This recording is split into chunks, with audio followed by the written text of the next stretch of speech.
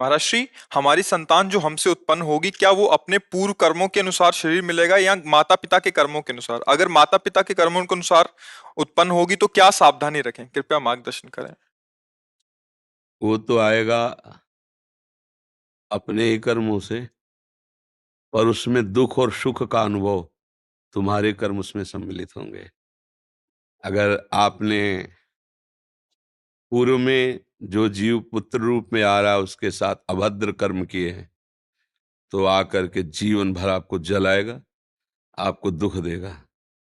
और आपने भद्र माने मंगलमय कर्म किए हैं, तो जीव पुत्र बन के आएगा, तुम्हें सुख प्रदान करेगा।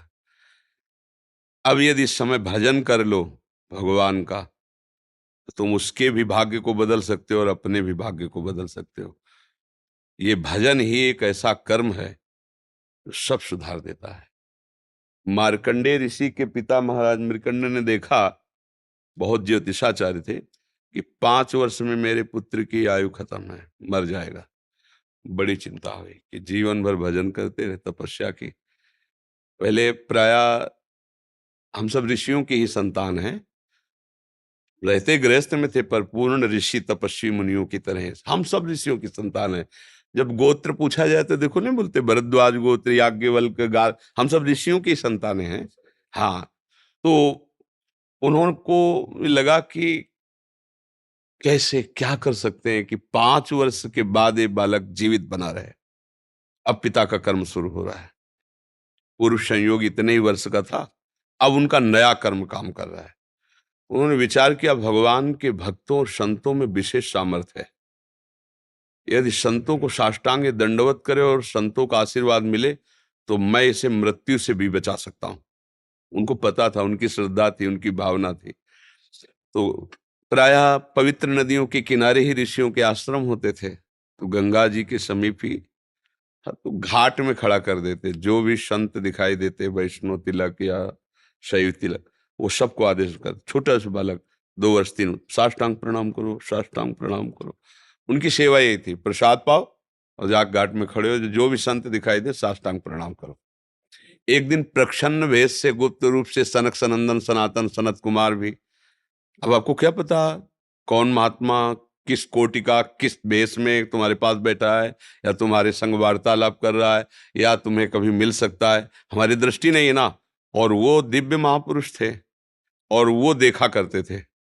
जो साष्टांग प्रणाम किया तो चारों संत वेश में थे, उनका चिरंजीवी भव, बस वो आ गए। कहा, महाराज मेरी दृष्टि अचूक है, आप सनक सनंदन सनातन सनत कुमार चारों ब्रह्म कुमार हैं ना, प्रच्छन्न वेश से आप घूम रहे हैं, ये तो अभागी है, 5 वर्ष में इसकी मृत्यु हो जाएगी। और आप कह रहे हैं चिरंजीवी भव, तो आपके वचन मिथ्या या इसका भाग्य मिथ्या? इसी इसी बात में बैठे थे कि कोई ना कोई महापुरुष जब फंसेगा तो ये भाग्य को मिटा सकता है, साधारण थोड़ी मिटा पाता है, महापुरुष ही मिटा पाता है, उसमें सामर्थ होती है। तो उनका ठीक है, चिरंजीवी तो रहेगा ही। तुम्हारी ज्योतिष से तुमको पता है किस मिनट में किस सेकंड में मृत्यु होगी। उस दिन प्रातः से लेकर के और मृत्यु समय तक भगवान शिव के मंदिर में शिव का आलिंगन करके इसे बैठाल देना, बस फिर और हम देख लेंगे। ऐसा ही किया। चारों ब्रह्म कुमार दरवाजे पे खड़े हो गए। तो ऐसे पुरुषों के पास यमदूत नहीं आते, साक्षात धर्मराज आते हैं। धर्मराज ने देखा सनक सनंदन सनातन सनत कुमार, तो उनका इस जीव का समय हो रहा है, आप आदेश करें तो मैं इसे ले जाऊं।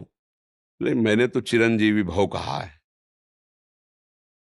बोले ब्रह्मा के आप पुत्र हैं, ब्रह्मा के द्वारा ही विधान किया जाता है।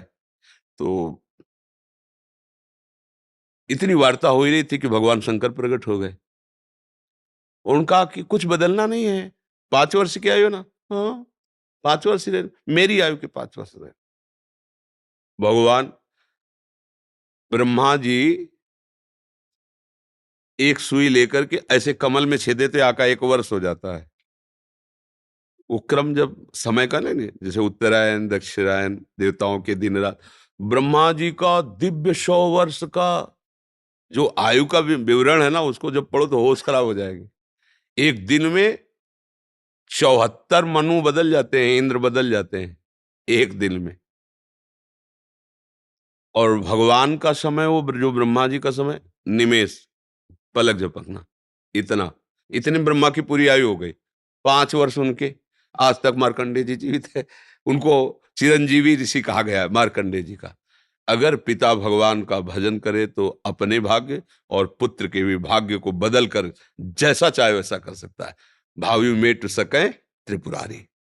अगर भजन बल है तो फिर आनंद ही आनंद है, नहीं तो दोनों के कर्म संयोग से ही संयोग बनता है। तो तुम्हारे लो पुत्र रूप में आ रहा है। अभी हमारा आपका पूर्व जन्म का कोई संयोग तो आपको देखते ही चिढ़ पैदा हो जाएगी।